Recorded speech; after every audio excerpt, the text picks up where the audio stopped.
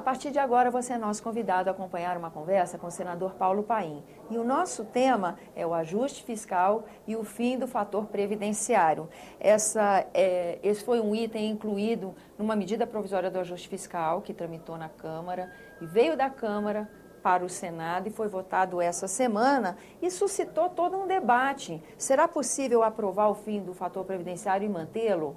A presidenta Dilma vetaria um item de uma proposta de ajuste feito pelo Executivo? E se vetar, o Congresso derruba esse veto? São questões que politicamente têm seu peso, têm seu significado, né, senador? Com certeza absoluta. Eu não acredito que ninguém votou com felicidade, com alegria. Eu digo mais, todos votaram constrangidos. Todos. E declararam constrangimento em plenário várias vezes. Tanto que teve um senador, que não importa o nome, quando a primeira medida foi aprovada, ele tentou puxar as palmas. Todos os senadores se voltaram para ele e ele pagou com as palmas. Não tinha ambiente. Foi uma tristeza no plenário. Porque a gente, queremos ou não, se mexeu ali em pescador, se mexeu em viúva, se mexeu no seguro-desemprego e se mexeu no abono, que é o mais grave. E quem ganhava até 2 salários mínimos tinha direito pela Constituição. Eu estava lá, eu ajudei a escrever a Constituição e todos votaram na época, seja os mais conservadores ou os mais à esquerda, aquele abonozinho para o trabalhador que ganha até 2 salários. Pois bem, perdemos agora. Agora vai ser o seguinte, 1 dozeavo, 2 dozeavos, 3 dozeavos. Vai ter que trabalhador que ganhava um salário mínimo pelo menos, que vai ganhar R$100, que vai ganhar R$200 de abono quando ele ganhava pelo menos um salário mínimo. Para ele é importante. Talvez para mim, para você até, não seja tão importante. Mas para aquele trabalhador que defende, que depende, né, do que ganha praticamente para pagar o aluguel e para comprar alimentação mínima para os seus filhos, claro que é importante. E por isso que eu fiquei tão indignado que nós vamos ao Supremo tentar derrubar, principalmente o artigo que retirou o direito do trabalhador mais pobre de ter um salário a mais por ano, que é o 14º. Quanto tem muita estatal aí que tem 14º até 15º. E aí não é um salário mínimo, é 30, 40, 50 mil reais. Não, e a outra questão também que se levantou em plenário é o mérito do ajuste fiscal, no sentido em que o sacrifício do trabalhador foi desproporcionalmente maior do que o sacrifício, por exemplo, da máquina pública. Com certeza. Do enxugamento da máquina pública. Porque houve anúncio de enxugamento do orçamento, de dinheiro para investimentos e de políticas públicas, mas não da máquina. Não, da máquina não. A máquina não diminuiu nada. Eu chego a dizer, por que tem tanto cargo em estatal? Eu digo até na Caixa Econômica Federal, no Banco do Brasil, e tudo por indicação política. Estou dando como exemplo só.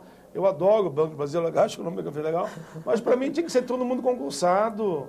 Presidente, vice-presidente, profissionais de carreira, que tem uma história, às vezes botam lá, como botam nas outras estatais, diretores, até presidente, que nunca passaram nem perto, por exemplo, de uma Petrobras. Eu poderia até dizer aqui como exemplo, como podia falar de uma Itaipu, podia falar desses conselhos das estatais, que o cara vai lá uma vez cada 6 meses e ganha um salário de 5, 6, 10 mil, 20 mil reais, até 30. Aliás, o senhor toca numa questão que a gente tem notado pelas notícias de jornal, pela conversa com os senadores e mesmo pelas audiências públicas nas comissões temáticas, que a questão da administração, a incompetência na administração tem gerado um prejuízo grande, como apresentou, por exemplo, o balanço da Petrobras, Com né? certeza. Onde nomeações não tão técnicas podem Em gerar... vez de mexer nesse quadro e qualificar mais os gestores, vai se tirar do pescador.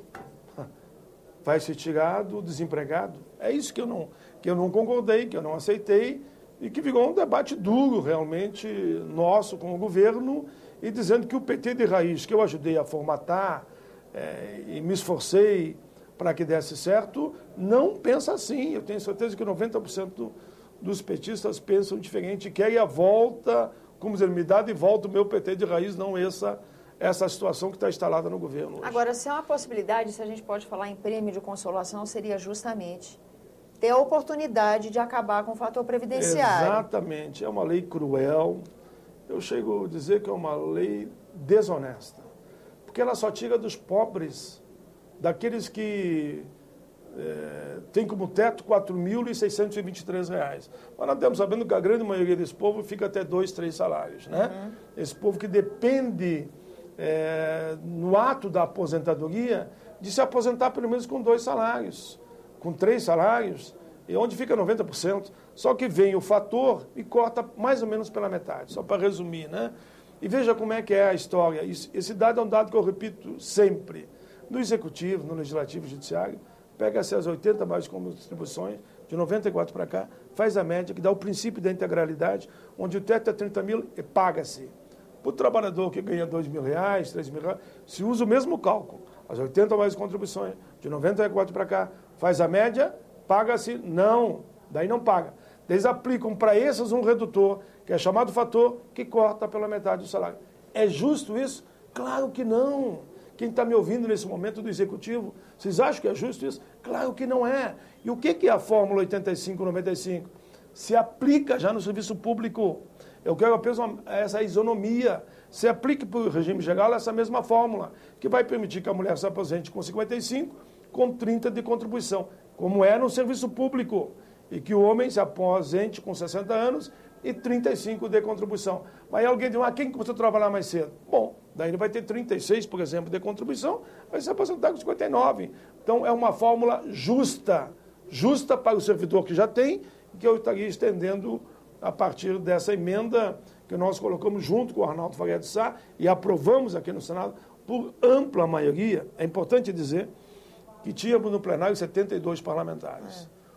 Os 19 que votaram contra e os 13 que se abstiveram, que foram 50 que votaram a favor, já nos disseram e pediram para contar nos anais da casa que eles, se houver veto, eles vão votar pela derrubada do veto. Os 50 que já votaram, a não ser que estejam mentindo para a opinião pública e para toda a nossa gente, como é que votaram a favor e no veto voto contra? Agora o voto não é mais secreto, não. Foi nominal. Agora o voto é aberto. Eu estou convicto que no Senado vai ser unanimidade pela derrubada do veto se ele acontecer. E na Câmara também não pode ser diferente, porque a emenda, inclusive, veio da Câmara para nós. Foi. Mas na votação, no dia da votação da 664, o senador Garibaldi Alves, que foi ministro da Previdência, foi à tribuna e alertou: não há país no mundo que sustente essa fórmula do fim do fator previdenciário.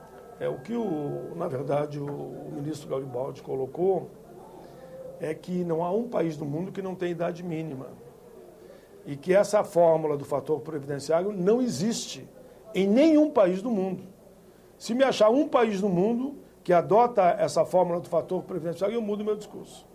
A idade mínima agora está embutida no 85, 95. Então aí nós caminhamos junto, porque agora vai ter idade mínima, agora ninguém vai poder se aposentar com 48, com 50 anos de idade. Evita uma distorção. Evita uma distorção. Então, nós estamos saindo, eu diria muito bem, aumentará o superávit da Previdência e o dinheiro bem administrado, não permitindo a sonegação, o desvio, o uso para outros fins, a Previdência, com essa fórmula, vai ser mais superavitária do que era até o momento, que até o momento, diga de passagem, com todo o desmando, desvio do dinheiro, desoneração da folha, ainda conforme a Anfip, eu recebi essa semana o relatório, está com superávit de 50 bilhões de reais. Senador, e essa tramitação, ela suscitou discursos no plenário justamente sobre a questão da tramitação de medida provisória.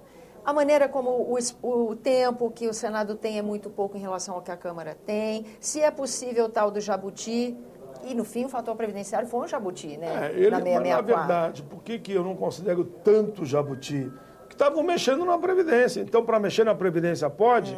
Para botar um instrumento que vai melhorar para aquele que vai se aposentar não pode? Pode. Já que botaram lá um monte de artigos mexendo, por exemplo, na viúva, mas no fim melhorou, voltou à fórmula original, de a viúva vai ganhar 100%. E é bom dizer que com o fator quem mais é beneficiado é as mulheres, que as mulheres são as que mais perdem com o fator. A mulher perde até 51% e o homem perde em torno de 40%. Bom. Então, essa proposta do fim do fator, ela ganhou a sociedade. A sociedade brasileira toda é contra esse fator, que é um redutor do salário dos que mais precisam. Por isso que vai ser um equívoco histórico se a presidenta vetar. É bom dizer que o ex-presidente Lula disse que ele, se ele estivesse no governo, ele não vetaria e recomendou não veto. E também será histórico a derrubada do veto, né? Se acontecer o veto, claro que o Congresso tem que se apresentar para a sociedade como alguém que honra o voto que deu.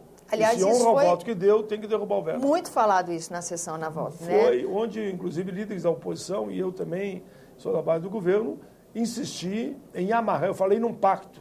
Tem que haver um grande pacto entre senadores e deputados pela derrubada do veto, se acontecer. Senador, muito obrigada pela sua presença aqui no nosso programa. Eu agradeço também a sua atenção e eu te lembro que esse é o programa Argumento, que você é nosso convidado a fazer sugestões e críticas ao trabalho da TV Senado e que, para isso, a ligação gratuita 0800 61 22 11. Agora, quer rever esse ou outro dos nossos programas? senado.leg.br/TV.